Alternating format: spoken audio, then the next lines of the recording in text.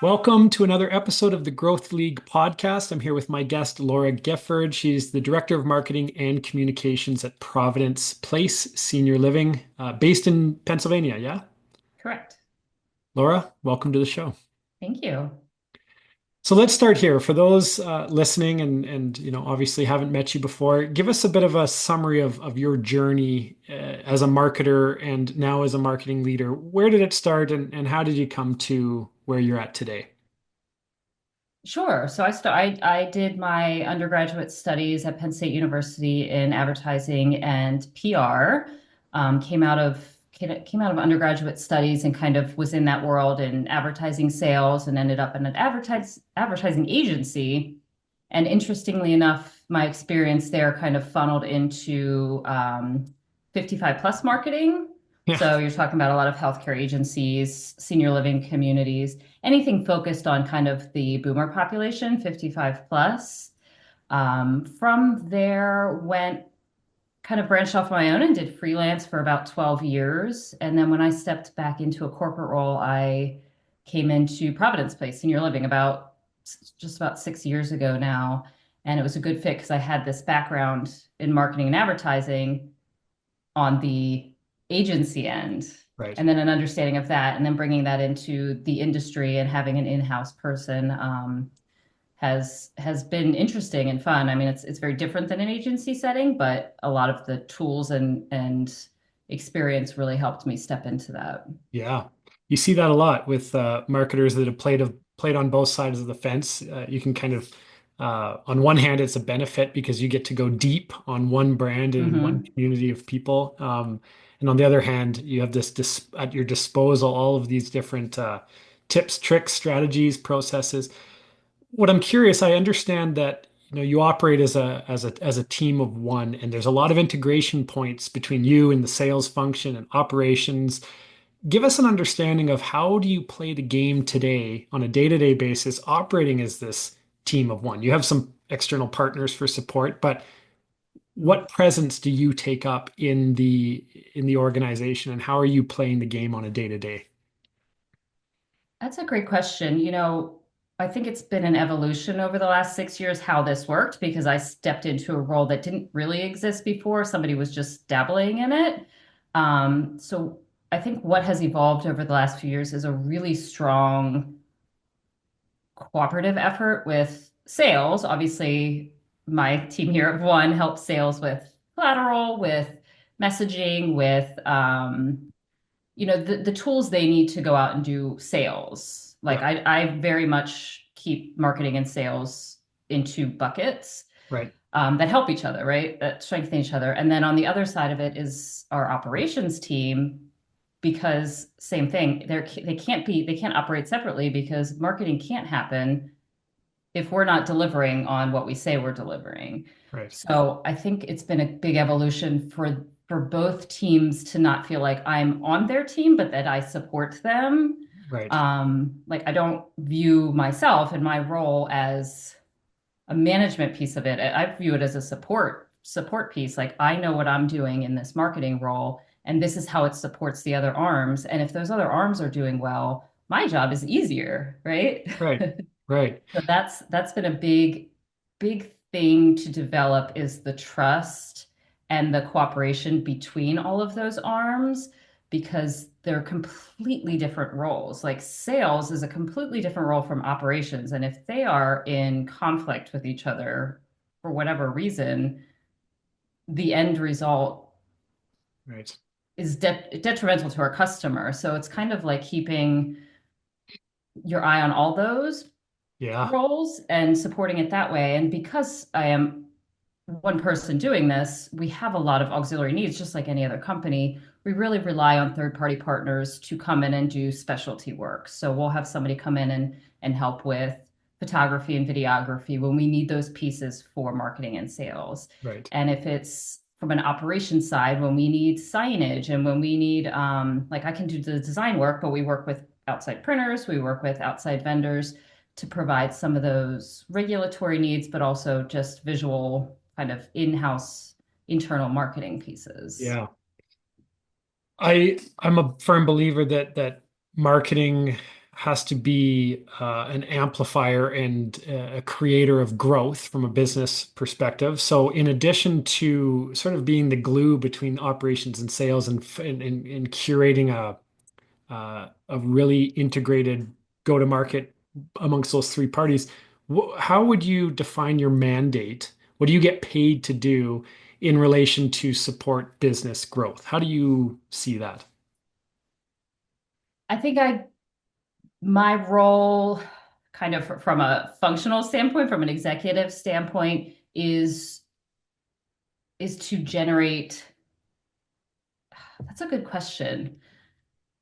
I know when we talked earlier, To you generate talked a little brand bit, awareness, right? to generate to support the positive interaction and reputation of our company across all of our regions. Really, it's like, do people know about us? And if they know about us, do they know what we offer? And once they know what we offer, do they hear good things about those things? And if they've experienced it, has that experience been positive or negative? What's the follow up?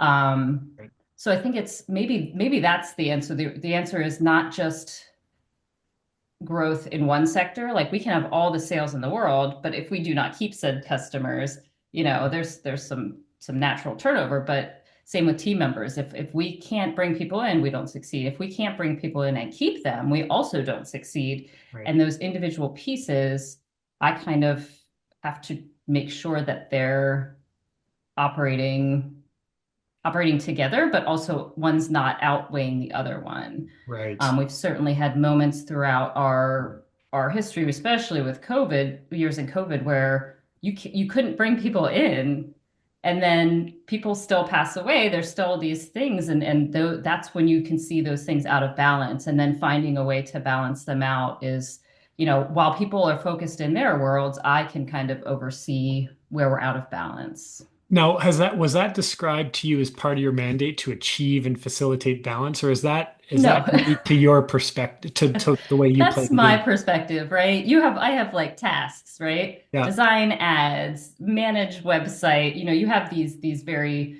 defined tasks.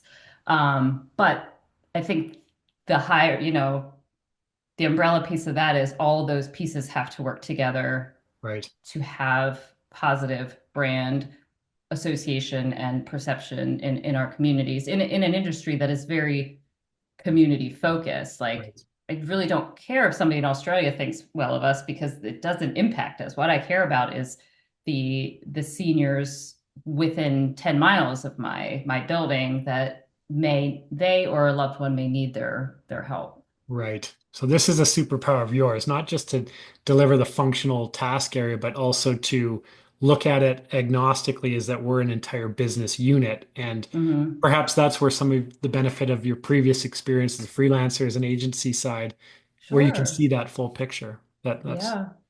so what do you rely on to be able to tell whether or not you're doing a good job in your function or not? How do you maybe it's gut felt, maybe it's on a Hmm. spreadsheet. What do you rely on to sort of tell score for yourself? I I think if I was talking to board members, it would be data. I can show you all the traffic and the conversions and the reviews and the stars and the re-inquiry rates. I can look at all those things and certainly see patterns and improvement over time.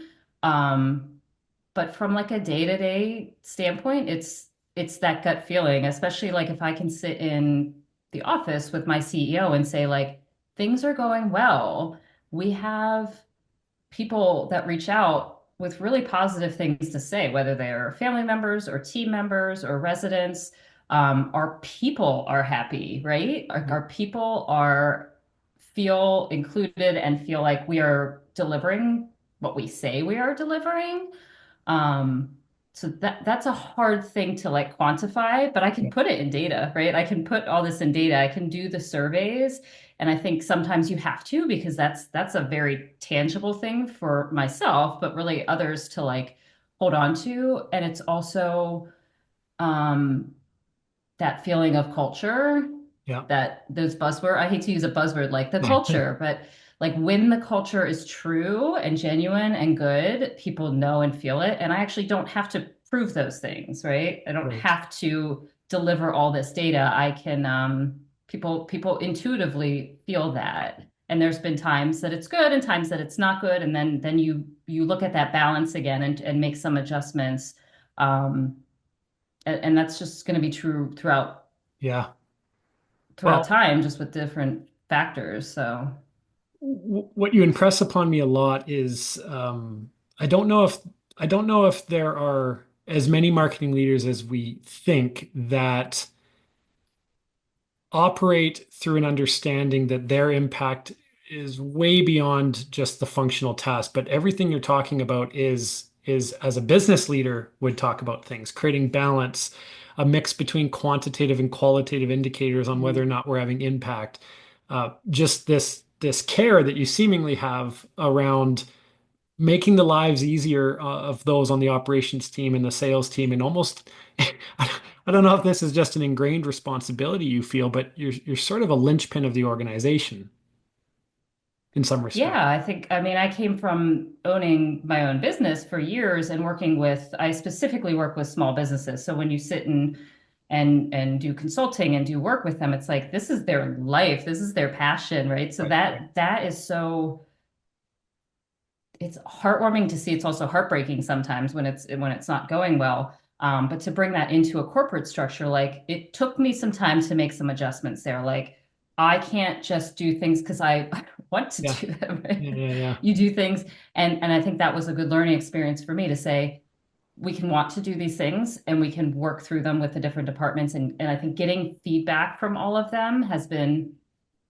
a change that has been super helpful. Like if operations is going to make a change of how they're doing something, we needed to create a culture that they could step in the room and tell us what they were planning to do so that we could have some input from the front end, from the sales end, and vice versa. If sales wants to change something, you do not know how that has a trickle down impact yeah, across the whole organization. So to be able to bring that from a like a third party stance, like I'm not in sales, I'm not in operations, but I see how they're linked, and to be able to step into the room and say, can we look at it from both sides? And then I can figure out what I need to do from a yeah, marketing standpoint. Like sales says, I need this piece of material, and operations doesn't really know if that's being implemented.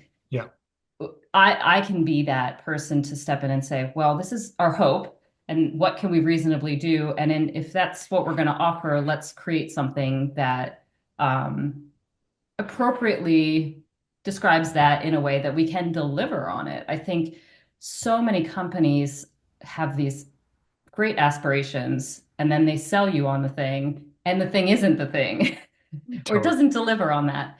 And then people don't trust, like creating a brand and an organization that people trust in. I mean, we can certainly see that in current times. Um, I love it. it is something that I care deeply about, whether or not that's true across the board, but I think that that's really important. Yeah. Well, it's very clear that you care about that. And I'm curious, we can trade our time and our energy and effort for a paycheck in a lot of different arenas of life. What is it about marketing leadership and perhaps even this industry that has called you as a place of seemingly fulfillment? Why did you choose to That's tether your horse to this post? a good question. Um, so much of my professional life was focused on small businesses because of that. Like this is somebody's purpose. They go in and they love boxing. They're creating a boxing ring that has, you know, programs, after school programs for kids to keep them off the streets. There is purpose in that. And if I can step in and help them let people know that it exists and get people in the door, fantastic. So stepping into this corporate role was a challenge for me because it puts you into one industry, right? Yeah, Deep, like you said, you do a deep dive into this rather than like kind of dabbling across different industries. Um, but what I will say is, while I work in a corporate office, I step into these communities and you walk in and it's people's homes. I mean, we have hundreds of residents at each of these communities, people that couldn't get care at home or didn't have family or just very honestly were lonely and come into this community and it's now their home and they rely on us for food transportation, activities, nursing, all of this stuff. And if there isn't purpose in that, I don't know where, that's like honoring our seniors and people that have taken care of us, up until probably in their 80s. And then they just need a little bit of help and some dignity at this point in life that they're not home alone and in need of care. So I Yeah. think part of it is just when you walk into any of our communities, really, like you can feel that it feels like a home and it's a home for these people. And to see on like the front end, the sales end, these family members that find so much relief that their loved ones will have the care they need because they just can't do it all, right? It's Yeah. so many of these individuals that are balancing aging parents and kids and jobs, and it's a hard place to be in. So to be able to provide that and provide people with peace of mind is is Mm. is purposeful, and it certainly feel not every day. I don't think about it every day, but when I start to like falter, it's something you can like just step into the community and be like, this is we're doing a good thing here. That's interesting. Do you think it's, from your perspective, do you think it's possible to lead a best-in-class marketing function when you're not aware of the purpose that you're there to amplify or create traction for?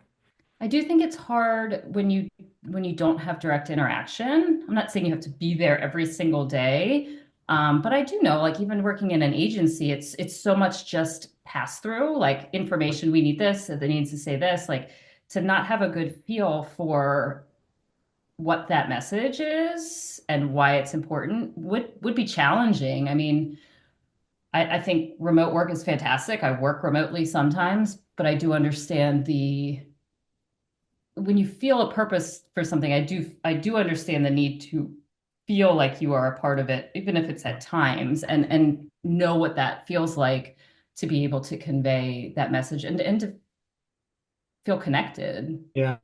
So given that, how do you deal with potentially the challenges of being a team of one and being so reliant on external partners that don't have as much of an opportunity to sink themselves into the nuance of your culture and your industry and the people you serve? How have you been able to navigate that?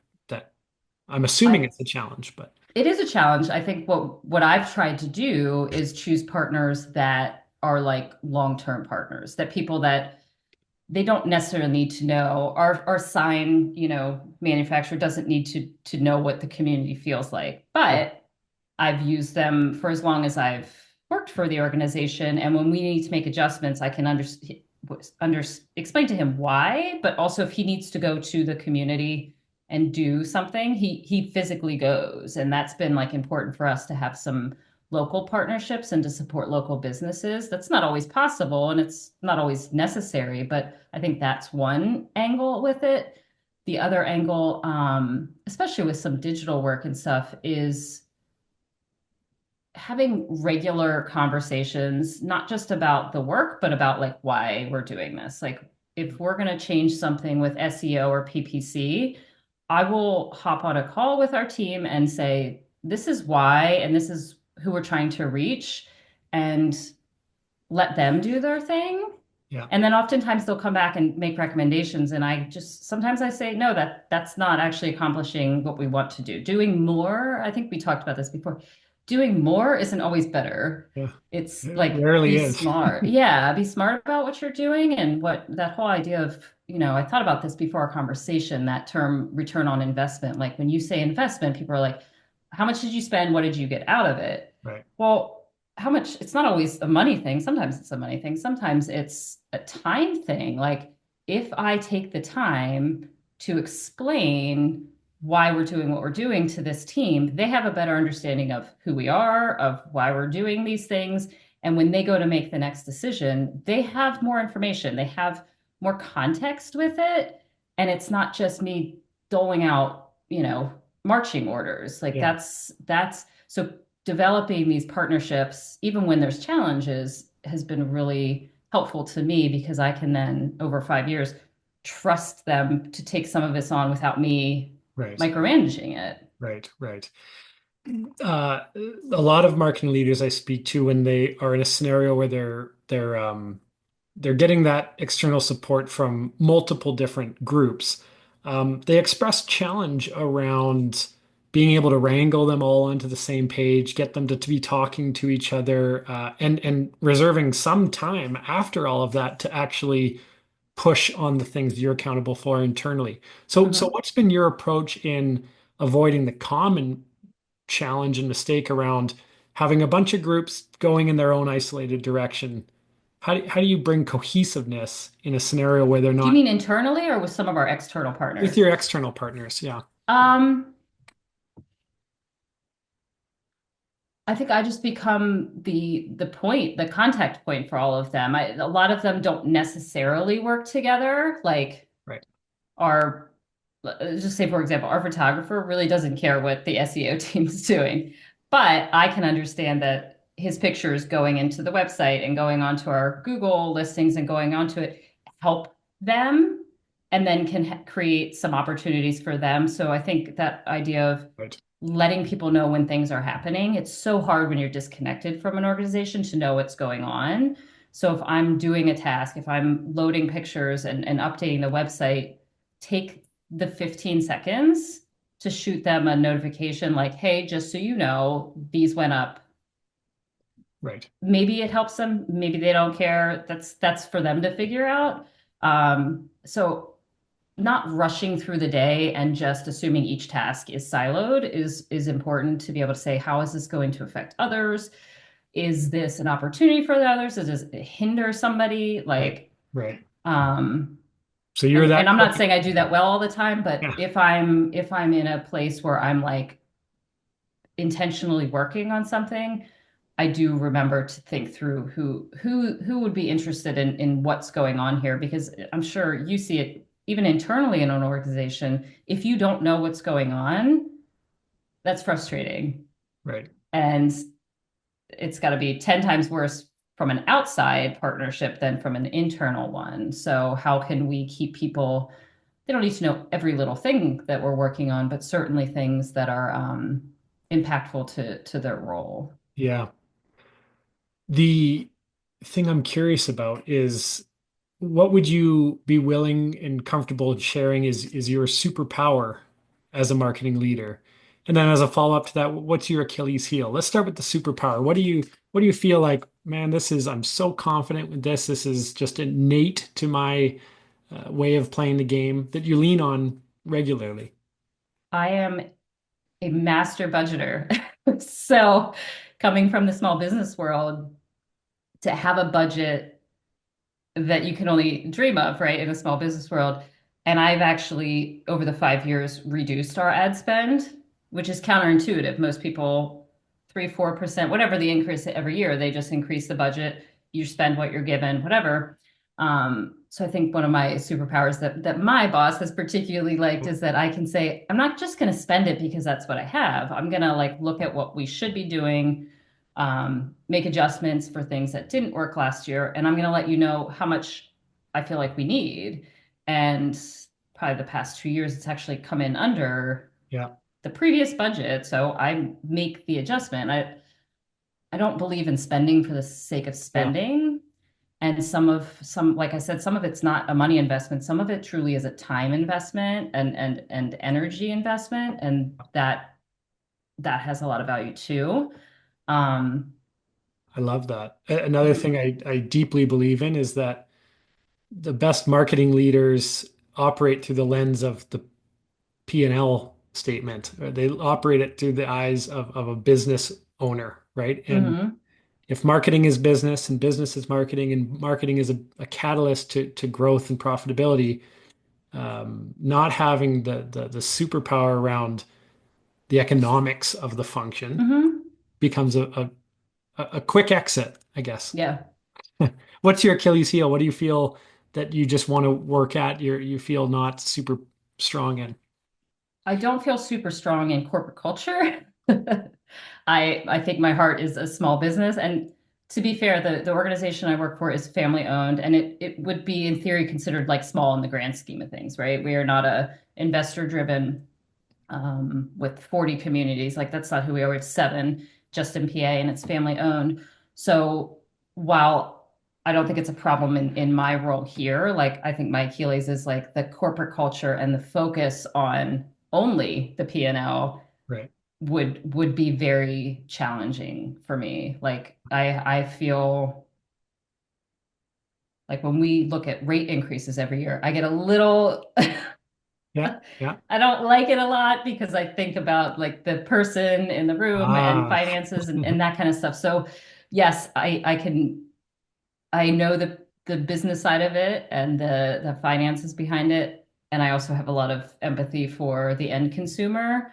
So finding a balance of what's right for the company and what's right for our customers. I actually think it's helpful in the long run, but it's a challenge in the Yeah. process for sure. Going back to the great partnerships you have externally, from your perspective, if you were asked to give a presentation on what makes a great agency client marriage as compared to not a great one, what would be on your slides? What would be in your talk?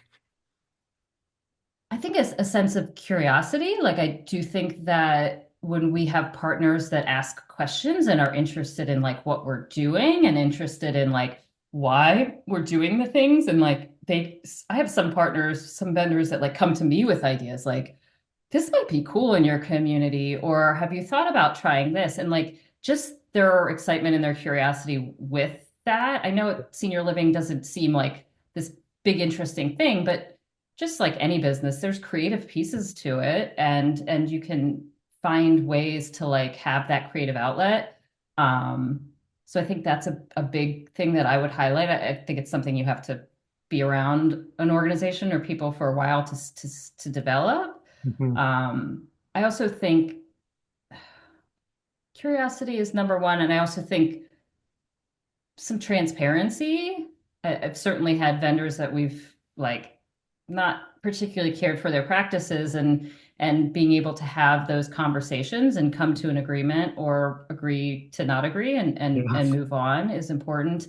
Um, and if they ask us questions, being able to be transparent with them, like I don't have a problem with any of that, but I do think that that's a big thing to look for if you're exploring new partnerships and different vendors that they have are upfront with you about like I come from an agency world where an agency will say they have experience with all these brands, but it's really just anybody who works there who's ever worked on a brand, Right, right? right, right, right.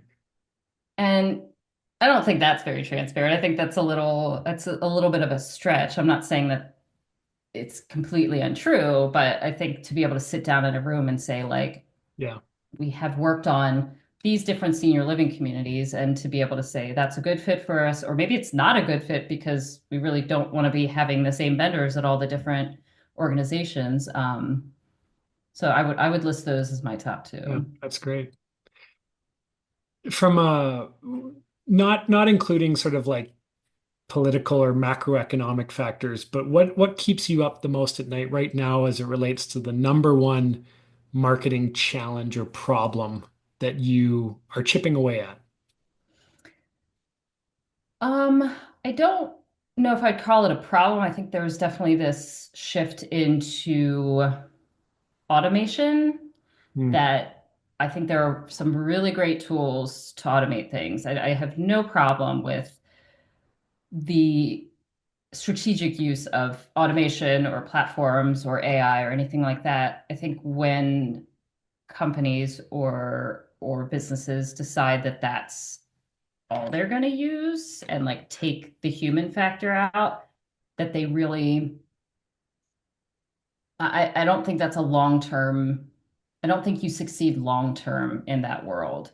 So that does bother me. Like when you see all of the content being written by AI, when you see Yeah, people using AI to just post blog after blog after blog after blog for content, and not like you're not generating anything of use to people. It's just yeah, regurgitating information that clearly already exists. Um, I don't I don't I don't like that trajectory, yeah. but it Well, exists. It's out there.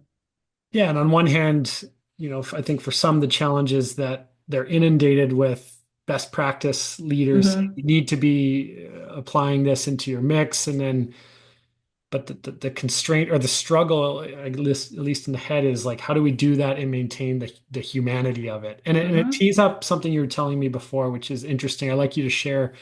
I hadn't heard it before, but you described it as this responsibility we have as brands and marketing leaders to um, both understand and act on our responsibility beyond profitability. What do you mean by that? What you feel like some ingrained sense of responsibility as a brand, as a marketing leader? What does that mean to you?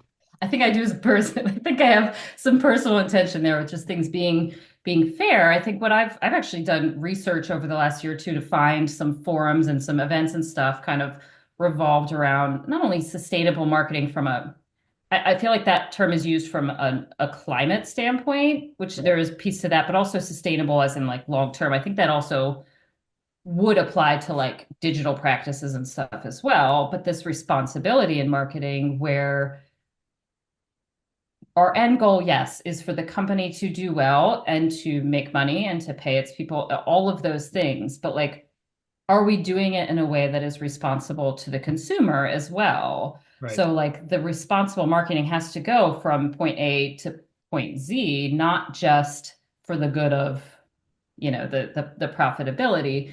So when you talk about, and this is going to be dependent on the person or certainly the culture within a company, like where do you outline what you believe in as like guiding principles for your work? And that's certainly going to be in marketing, but also in the way they make decisions from an operations or an executive standpoint. Do we believe to make as much money as possible? Is that the end all be all? And we're not really concerned how we get there. Is it to deliver a certain quality of product or for us it's care, right? And a community.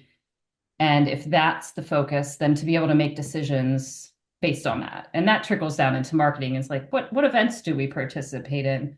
What organizations do we participate in to ensure that those goals are being met? So I think kind of boils down to, I'd say down or up, right? Yeah. Or It up. it Yeah. trickles up to say what are these guiding principles for us and what are our priorities, and that way it's easier for the individual departments to make decisions that are aligned with each other, and there's going to be some give and take places, but when Wow. we, one of the things I'm really proud about is organization. Like one of our number one priorities is we do right by our residents. Like if there is something that we want to do because it's going to save us money, but it is at the detriment to our residents, then we have to say no because that is like our number one guiding principle. Um, we have to raise our rates here and there because otherwise we don't stay open and then we don't serve them, right? So that actually, even though it doesn't feel like it's that principle. The principle is we want to be able to be here and be consistent and be family owned and not be bought out by investors. Like, Yeah. so our guiding principle is still we do right by our residents. Wow. And I feel grateful to be a part of an organization that is like our top priority. But if you're talking about responsible marketing, that has to be in the orbit of a company that cares that you're doing responsible I love it. marketing. I love Yeah. it. So I think what I love the most about the way you're playing this game is I think it's best described as you have this seemingly innate ability to toggle back and forth between the clouds and the dirt, to think about balance, to think about integration, to on one hand be able to roll up your sleeves and optimize an SEO campaign, and on the other hand think about holistically the sustainability of the marketing function and Hmm. how it affects all the different people, internal, external. I love the way that you lean into partnership externally as not a vendor client mindset, but as a, you know, as a part of the team. There's a lot of cool ways I think you're playing the game, and I appreciate you sharing with it. What advice would you give to someone who's currently sitting in the role of, say, a marketing coordinator, marketing manager, and they have aspirations to lead a function from a director or executive standpoint? Like, what should they be thinking about in terms of laying down some tracks to make that an easy and rewarding Hmm. transition? And that's not always easy because it's, there's a lot of factors that go into that. But I would say like somebody's starting out in these roles and within the marketing industry, regardless of if it's within a in-house or, with an agency, is follow your purpose. If you don't feel good about what you're working on, you will never Right. succeed in that because you will never feel good about that. I think it's really important for, especially for, people just stepping in the industry is to find, I say a mentor because I don't want people to go out and like look for a mentor, right? Like as you're in the world, finding people and whether it's an individual person or a department or a company that inspires you and to be able to have them as a resource. um, I think that's really important Yeah. to look up to somebody. I Yeah. remember, and the opposite is true, right? Like if you're in an organization and you look up and your boss is not a person or a role that you're interested in, that's not the right place for you. Like I remember being in a role being like, I don't want your job. So if I don't want your job, whether it's because of the culture or because of the function of the job, then I'm not in the right place. Interesting. And that doesn't mean you just, hop ship and whatever, but like to be able to recognize those circumstances and to follow your purpose. Like I think there's always going to be a portion of people that follow the money, right? I'm not saying it's wrong, but that's they're following the money. But I do believe in following your purpose and that if you feel passionate about something and you put your all into it, that you will be fine. You will find something that maybe you don't make as much as you did in this particular role, but that you are fine financially. And I think that that's a hard sell nowadays Yeah. is follow purpose and not follow money. Yeah. Yeah. But that's But what I would tell you're my a kids, balanced. right? That's right. Yeah. Um, what leave us with this, Laura. What do you focus on or do to sort of keep your sword sharp? Like, we're on this unending path of growth, I think, and I get the sense that you would agree with that. So what do you do? What do you lean into to say, how can I be the best marketing leader tomorrow and the next day? I think it's true professionally and personally. Like, don't stop learning. Like, I don't believe that you're ever at a place where you have nothing more to learn.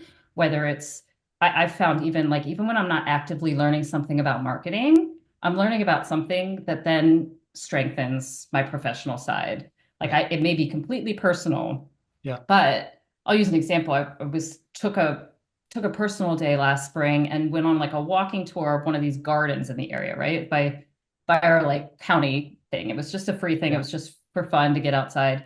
And it was so interesting because the tour itself was just interesting because people are really into like gardening and plants, right? Yeah. Yeah. But it also dawned on me at the end, I was like, these are all retired women that do these tours all the time. This is like my target market. Yeah, there you go. Why are we not partnering with it was like the Penn State Extension program that does all of these environmental things. And all of a sudden, that was another avenue for a partnership that came out of me just being curious and learning. Certainly looking for industry information. There's 800 different conferences and expos you can go to, Yeah. but also just being curious about other aspects. Like I went to a conference a couple years ago that was completely about typography, which is intriguing if you've ever like looked into all Yeah. of that. But just the way we used fonts and different design elements to really create A connection. Yeah. connection and emotion and so interesting to me, right? And it's just knowledge for me, but it also in some way helps with my work and with marketing in general. So, Hmm. So there's a double-sided curiosity thing there. mhm. One being curious about just broadening yourself and but also curiosity around how what you learned or experienced, how is that connected to the function of what you're doing from a marketing Yeah, standpoint. everything's connected. No matter what your role is, everything is connected. And I believe that wholeheartedly across life. Um, and it never hurts you to learn more. I can promise you that. Well, Laura, like I mentioned, I love the way you're playing the game, and I really appreciate you sharing a peek behind the curtain on how you're doing it. Thank you for being a guest. Thank you for having me. I really enjoyed it. I appreciate your curiosity for what we're doing. Yeah. Well, everyone, Laura Gifford, thank you. Thank you.